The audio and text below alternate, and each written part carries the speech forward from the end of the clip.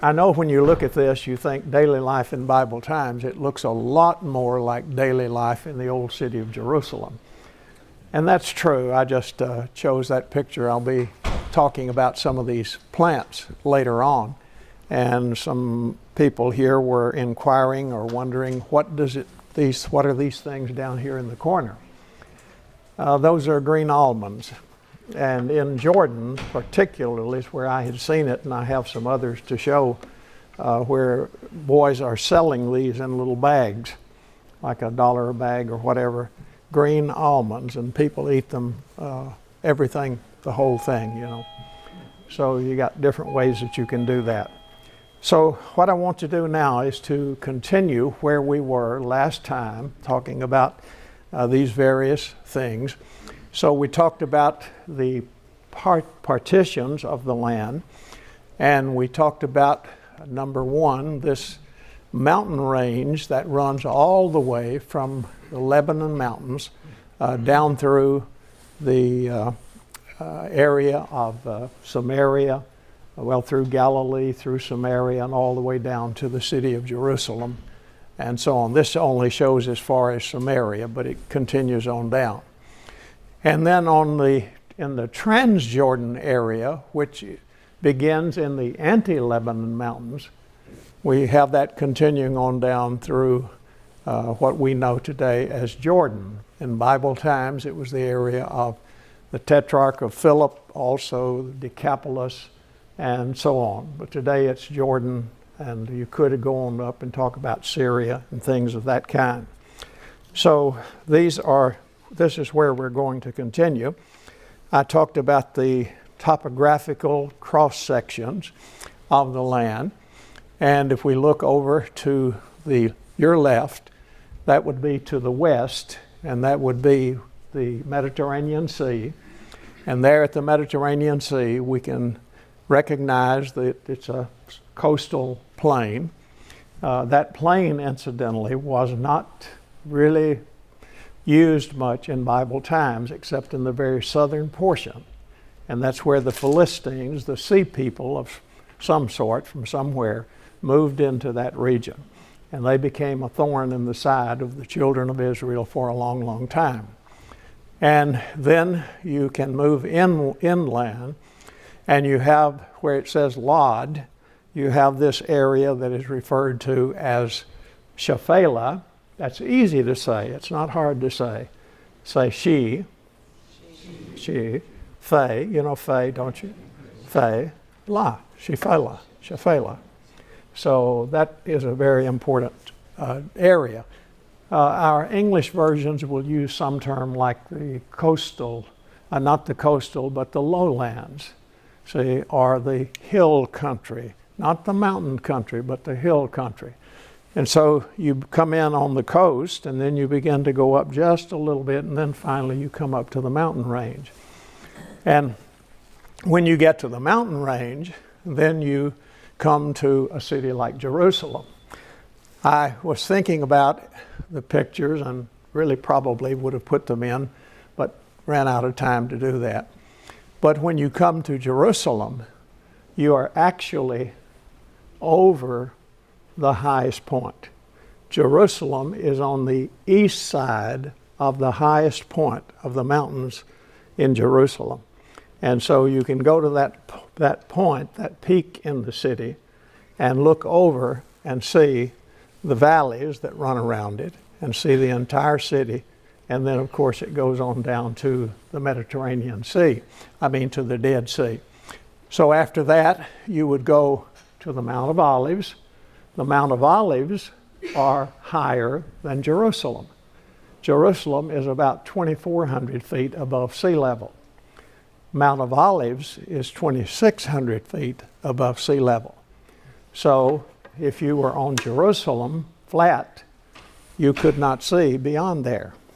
But if you go to one of the taller buildings, then you might even be able to see all the way to the Dead Sea.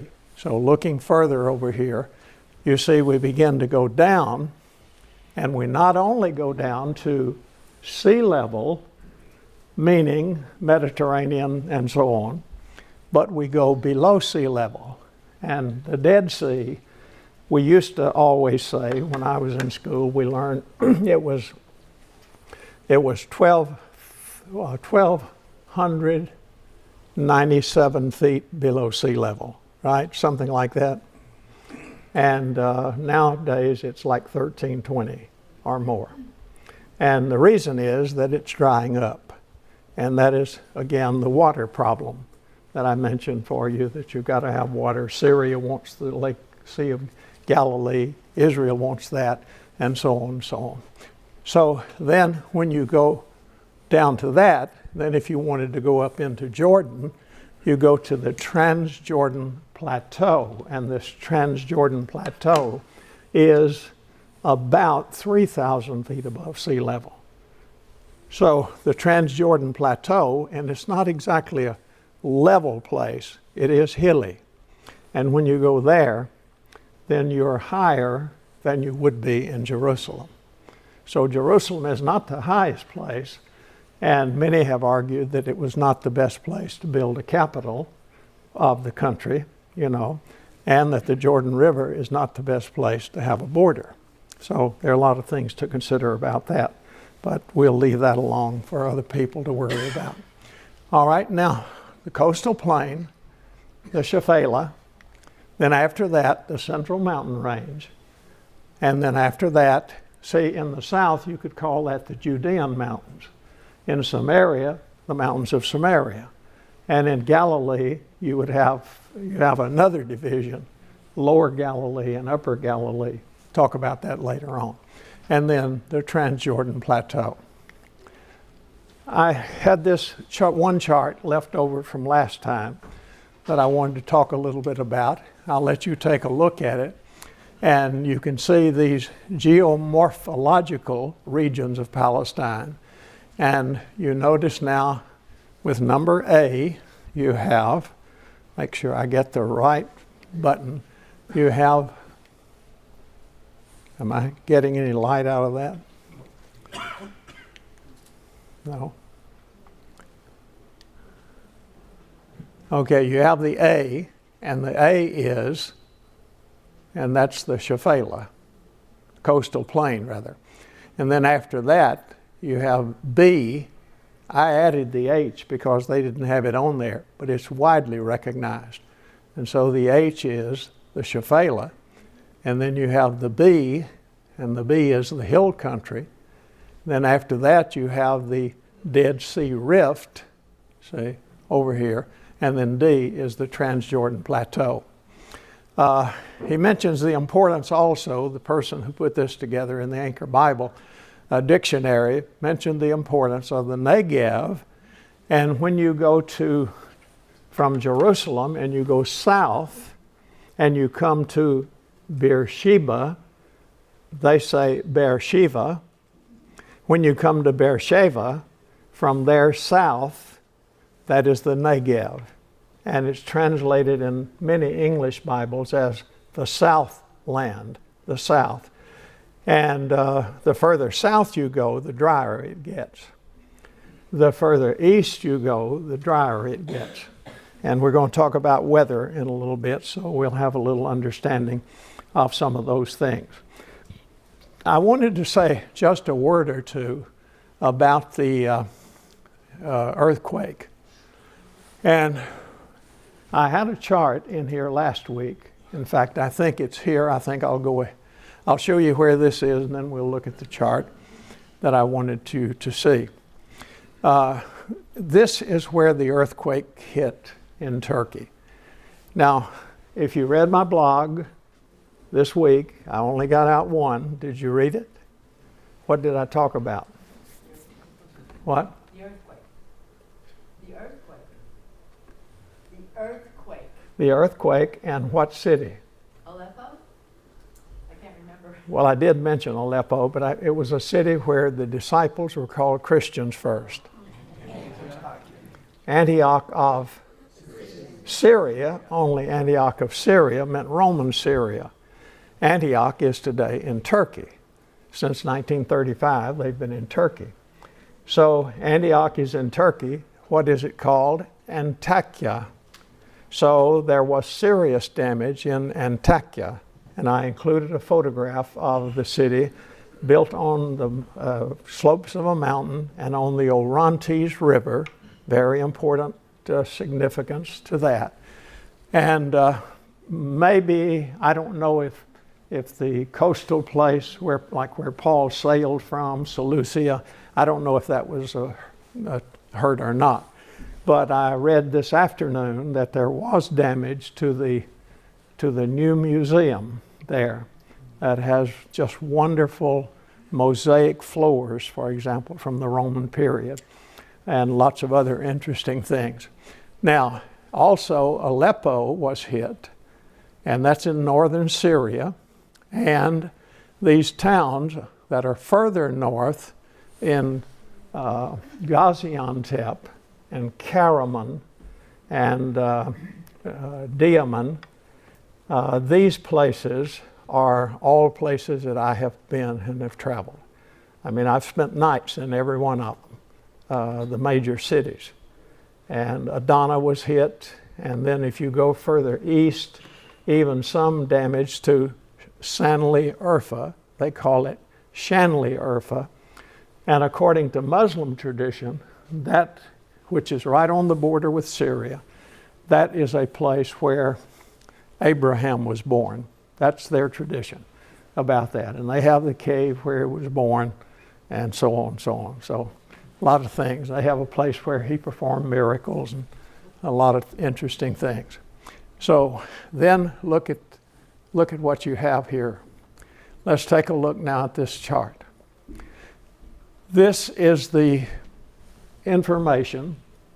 I may have shown this, did I? This is the earthquake information. Now this comes from Bible Mapper. Bible Mapper is a good source to find information about Scripture. I'm not having any luck there. That's it, right? I'm going to do that. Good. Bible Mapper is where you can find these maps. Excellent maps for teachers to use. And then if you'll look up here, you see that this is this. See that red line? This is in Iran. Here's Iraq. This goes all the way up like this past Nineveh. It curves then to the west, and it comes over to the border with Syria, comes down here to Antioch. See, just like in the Bible times, Antioch. It comes down to Damascus, on down through Israel, and all the way into Africa.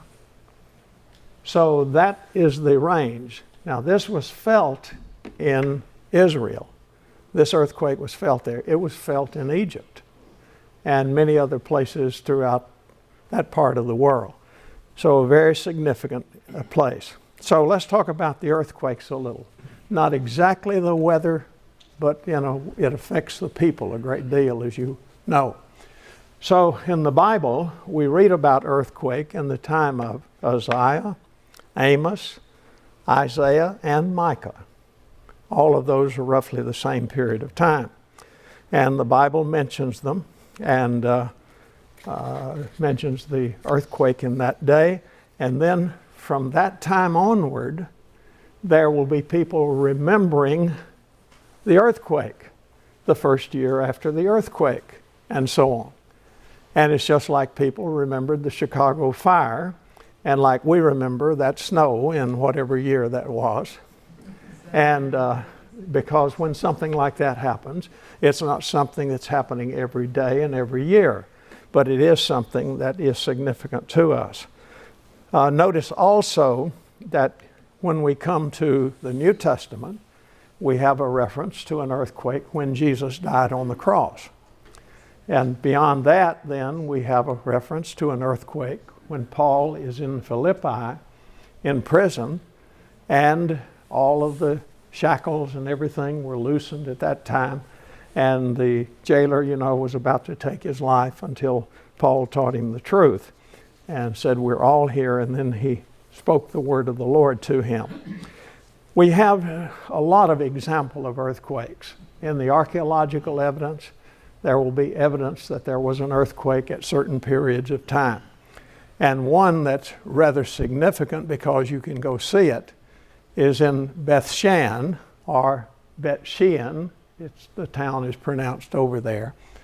And they left parts of the ancient city from the 600s, 8th century, the 700s, and they show them there just like they were found when they, see, all this was covered with earth. Then when they excavated, they found here the way the city was left after the earthquake at that period of time. So apparently then people just moved away from it, and then later on it was free to be excavated. So that's true a lot of times, but in many places you will find examples of earthquakes. Ferrell, the time I went back to South Africa and I joined you on the tour, you took us to a place called Baalbek, and it was like this. Was that earthquake damage? No, I don't think it was, but I'm not sure. But Baalbek is in the Bekaa Valley between the Lebanon and Anti-Lebanon mountains. Remember that? Yeah. Went from Damascus to there. Yeah. Thanks for the punch, the promotion of the tour. Okay, good deal. This little map shows you where things will grow. After tonight's lesson, the next lesson will be beginning to be where things will grow. I mean, what you grow in this place. So we're going to talk about the agriculture. We're going to talk about the things that the people could have to live on. You see, what I'm doing is this. It's intentional. What I'm doing is intentional.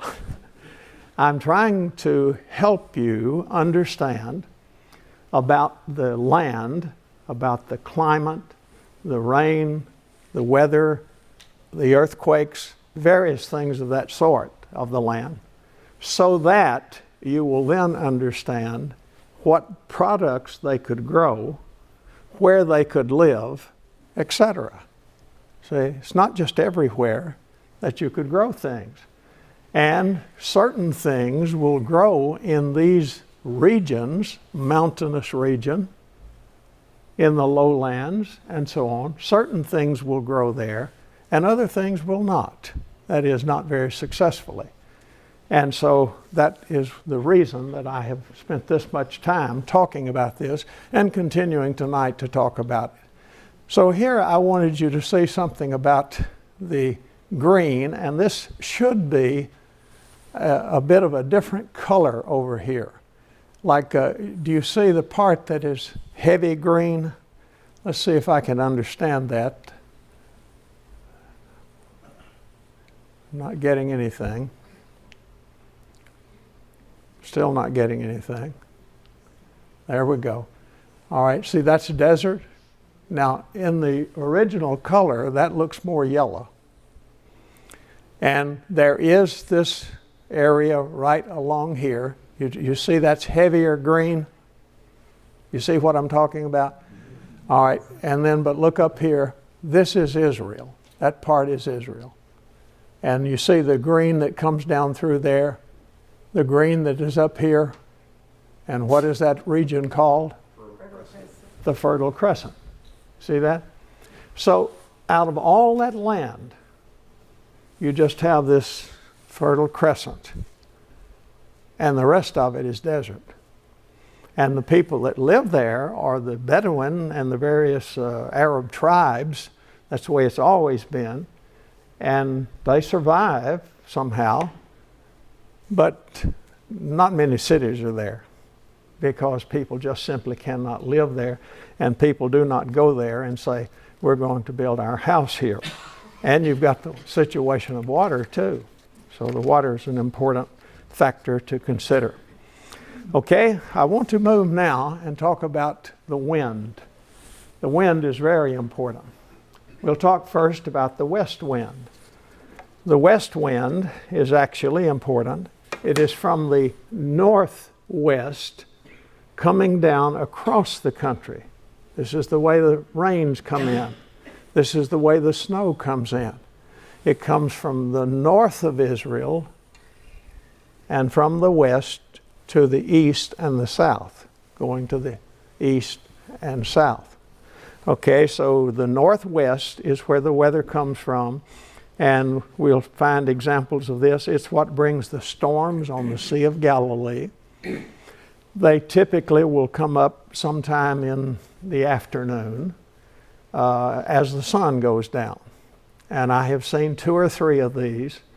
I have been told of others by men who are the captains of the tourist ships out on the boats out on the Sea of Galilee. And other people have told me of seeing these as well. So it's something that we do see in the country today.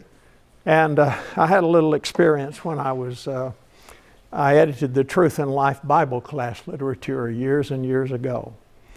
And I had some students at the college to do the artwork for the lower grades, in other words, the elementary grades and the preschool and so on. And one young lady had an assignment to draw the storm that came up on the Sea of Galilee when Jesus was there. So I don't know, I guess I didn't tell her anything about it. Just these are the assignments, these are the chapters and so on. So when she brought it to me, she brought 2 drawings. I'm sure I still have them, both of them, a copy of them. And one of them showed a big storm and rain. And the other one showed a big storm without rain, but she didn't know which one to use. And so I told her what I'm going to tell you. See, there is no rain associated with those. It is the afternoon wind that comes down about the time the sun is going down, and this heat that is built up in this depression, which is 700 feet or more below sea level. And now the wind comes down out of the mountains into this lower region, and that stirs up the sea. And it's exactly what happened in the time when Jesus and his disciples were there, as it happens today. And it brings these storms in.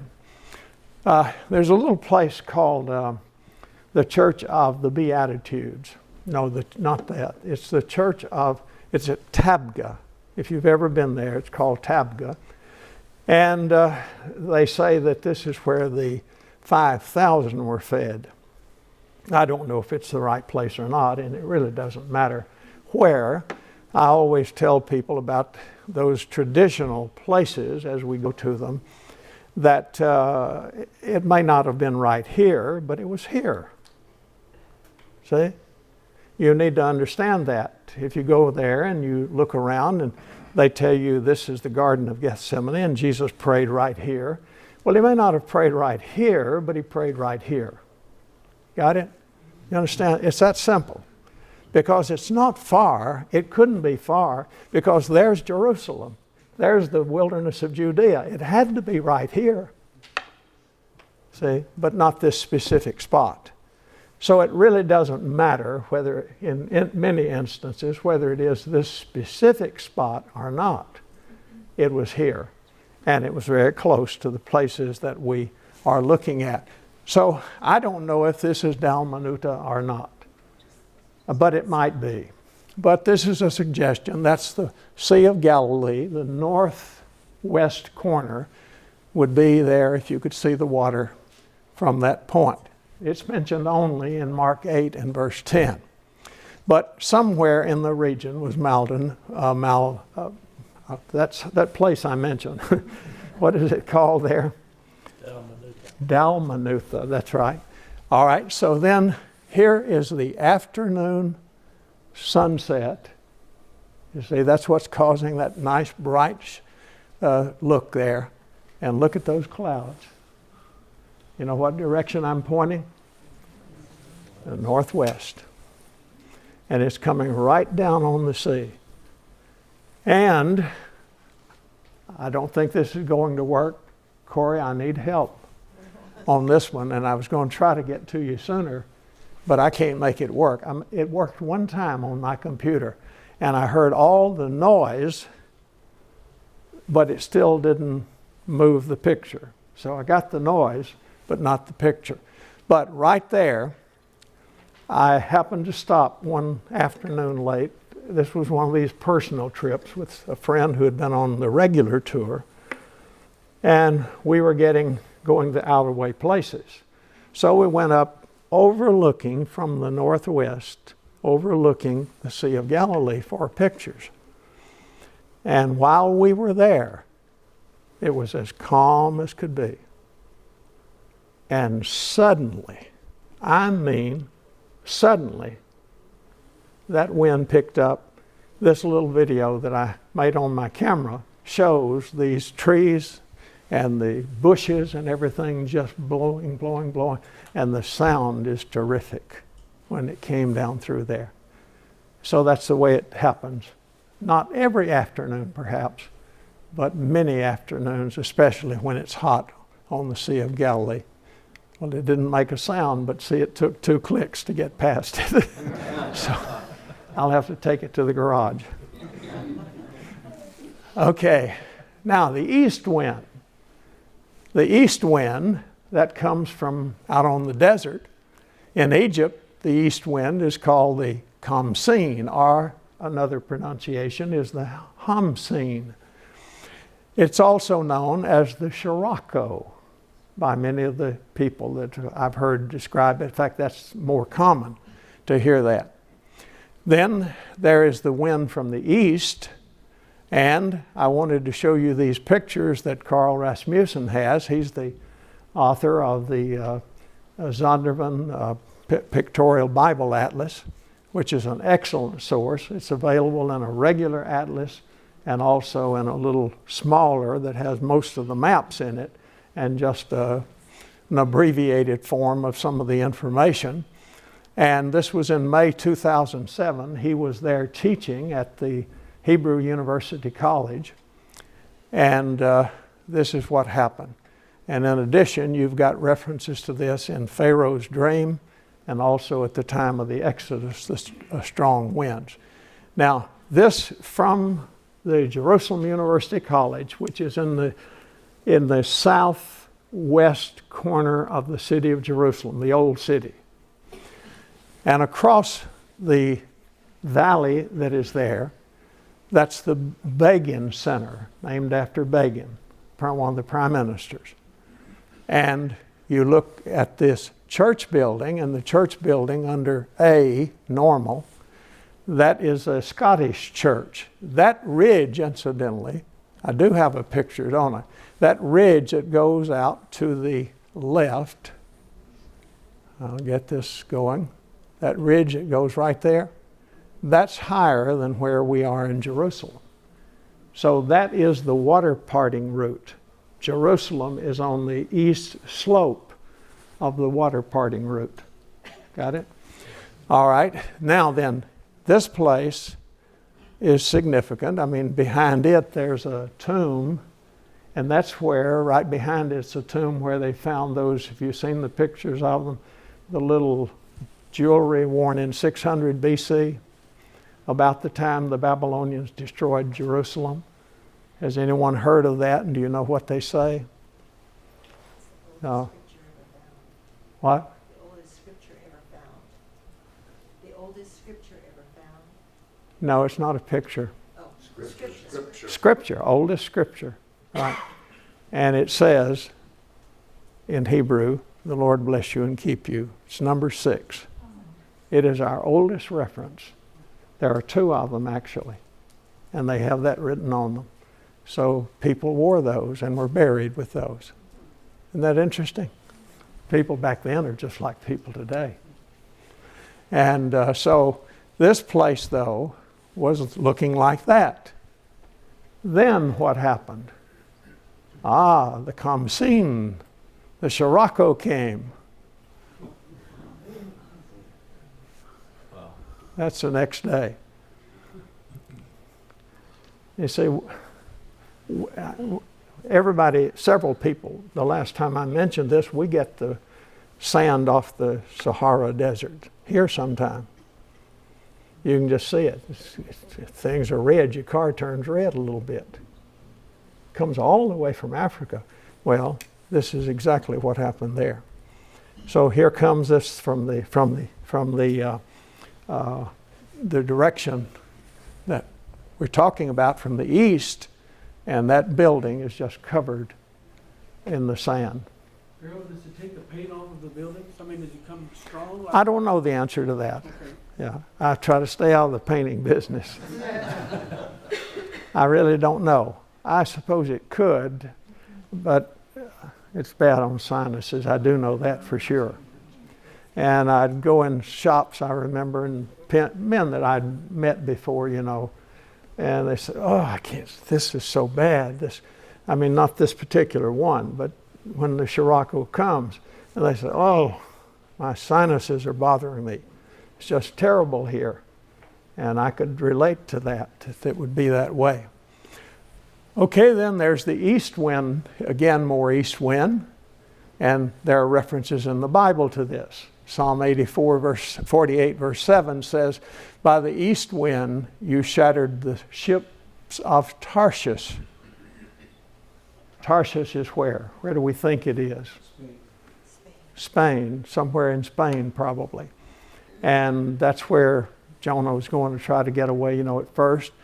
But there's a reference to it. And then regarding Tyre, it says, Tyre is just north in the Lebanon mountain range, says your rowers have brought you out into high seas. The east wind has wrecked you in the heart of the seas. And so the east wind was very strong on those ships that were going out, the Phoenician ships that we have. That was a model ship there at that, I mean, one that's been rebuilt in modern times. Okay, notice what Elihu says about this. Did I skip one? There we go. No? What happened? Elihu. Do you know the balancing of the clouds? The wondrous works of him who is perfect in knowledge? You whose garments are hot when the earth is still because of the south wind?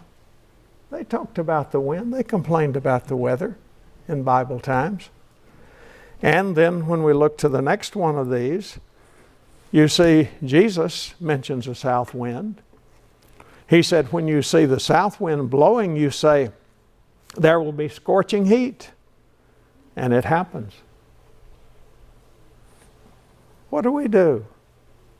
We say, we got a front coming. My knees are hurting. Right?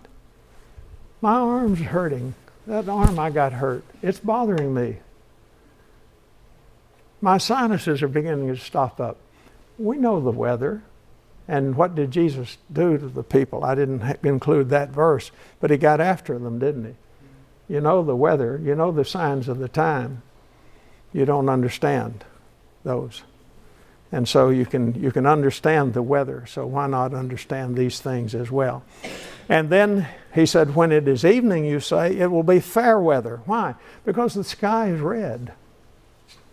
It's not all cloudy over there. You see the brightness of it. And so you know that tomorrow will be a good day. And he said, you know, when it's red and threatening, you know how to interpret the appearance of the sky, but you cannot interpret the signs of the time. So there's the reference to that. And then again, notice how his ministry was affected by the weather, and it's acknowledged. It said at that time, this is in John 10, at that time the Feast of Dedication took place in Jerusalem. Do you know what Feast of Dedication is called by the Jews today? Hanukkah. All right, it's Hanukkah. And so it's the celebration of the defeat of the Syrians who came, the Seleucids, who came and who, defiled the temple. They went into the temple area and burned a pig on the altar. And of course that wouldn't go over well with the Jews or with God. And so it says it was winter. Now this occurs This holiday occurs at what time to us? December. Yeah. So it was winter, and Jesus was walking in the temple in the colonnade of Solomon.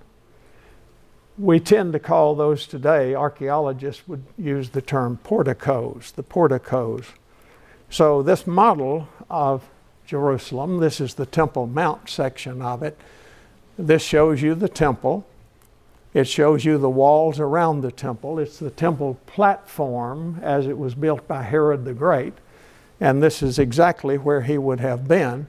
And when you look at this, you will see the porticos.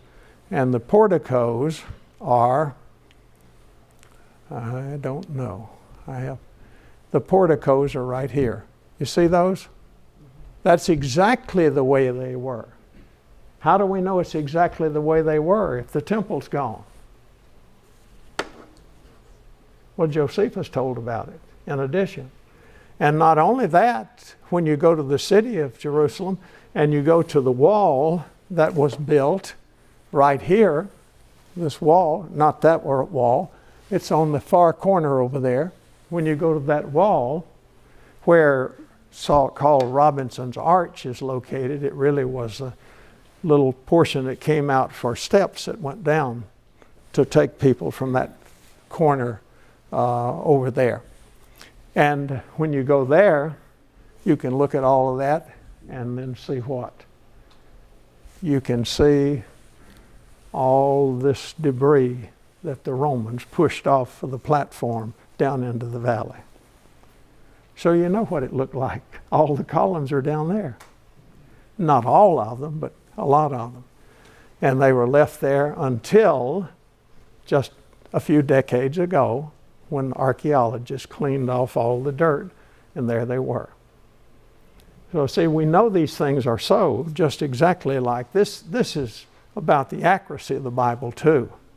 You know, I told you about the agreement of what? Garvey called it the agreement of book and land. Book and land. And so there is agreement of all of these things. Okay, moving further. I told you, what did I call the Jordan River? The hidden river. The hidden river. Hidden river, I used the word, three-letter word. Shy. It was shy. It doesn't show its face very much. And south of the Sea of Galilee, there are very few places that you can see it. North of there, it's easy to see. But when you go here, this is south of the Sea of Galilee, and you see it's made a little pond there, and then you see how it continues, and the way it continues is down through here, maybe there, right there. See that? Little bit of water. See a little water? All right, now let's continue. Wrong way. And then the continuation of this is right here.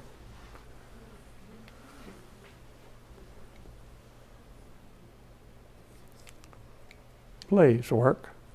Oh, you can talk to it, it's nice, and it does. This is like people. All right, and see right there where the pointer is inside that? See, there it goes, right along there. All right, see over here, what are these? The mountain range. Which side are we on? We're on the east side. See, we're in the valley between Israel and Jordan today. And see, it's just exactly. So it gets hidden, and what is that fence there? That's the border between Israel and Jordan. What is that road there? That's the patrol road. What is that looks like it's just been gotten ready to plant a crop? Wheat. What? Wheat. Wheat? No. It's just the road, and every night on Israel's side they go along and rake it. And on Jordan's side they go along and rake it. And why is that? The next morning they go around, look and see if there are any footprints. So That way they can report on the news, 2 people crossed the border last night, or however many. So it's easy, you see, these are important things you'll need to know if you need to keep people out of your yard. A fence won't do it. If you go, take a rake with you. Take your rake with you. Take it to them. That's a way to do it. Okay, so now continuing on further, I told you that the weather was different this last March. It was 10 degrees cooler than normal at that time of the year. It was should have been 50, 52 in the daytime. It was like 40, 42. And Leon and I, of course, we stop just anywhere we want to and make pictures. And this is always the way when you're individual. You can't do that on the bus. You've got to keep going because you have a schedule you've got to keep and so on, places to see and people to see, people to take to see them. And so we're going along here. And this is a view south. Actually, it would be a little south into the west because that's beginning to see the mountain range there. And we just saw so much interesting weather. After a little while, we got to talking about it, and one of us said, well, let's just study the weather. Because the weather's important in Bible time, see? So that's what we did for the rest of the day. We studied the weather. So I wanted to share that weather study with you. Not all this was done that day, but this will give you some idea of what we're talking about. Now let's go up to the city of Jerusalem. This is from the west, looking toward, and this would be the Temple Mount right up here. There's the Temple Mount where you see the Dome of the Rock. That's the old city of Jerusalem, the eastern side of the wall. This is the Kidron Valley. This is the Mount of Olives right here with tombs on it. These are the Jewish tombs. Over there are the Arab tombs, all against the wall of the city. Okay, so we've got Kidron Valley. Kidron Valley is right here. A lot of interesting things there. David crossed that when he left. The Bible mentions it. He was in Jerusalem. He crossed the Kidron with his family and headed away into a form of exile at the time. And those look like beehives, but they're not. They're tombs. So we look here. What do we find? There's a storm over Jerusalem. You see, I'm in the wilderness of Judea at this picture. And see the storm coming? Which direction is it coming from? You know for sure it's coming from the west. It's coming from the northwest, right? All right. So now, we now turn around near there, near Michmash, and we look down to the Jordan Valley. What do you see down there in the Jordan Valley? It's a lot of clouds, right? All right. And what do we see up there in the distance? The mountains of what? Transjordan Plateau. Got it? So now we're looking across it over at those things. All right. More. This is the wilderness at sea level. Now, from here back toward Jerusalem, and while we were there in March, you would find a fine green velvet look to it.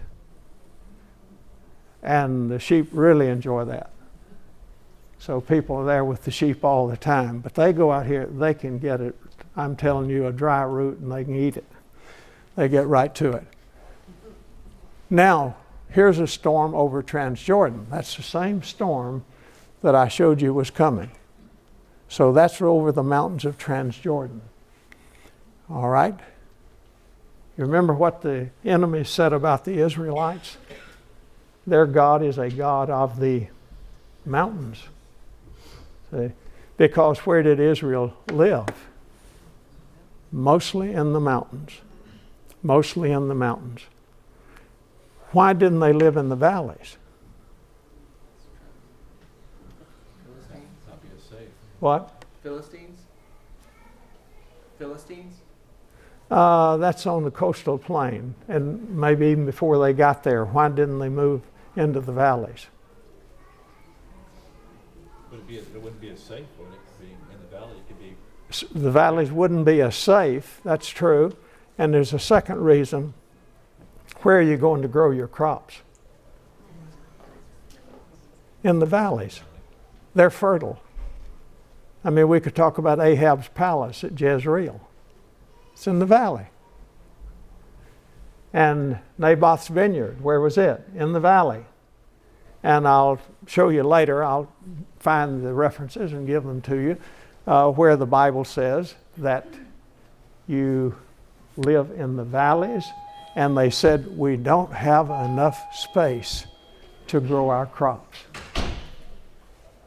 They actually complained about it. And then they started doing what? Terrace farming. Good to see each of you. We'll see you next time, and we hope to get to the question. The question about, is this a land flowing with milk and honey?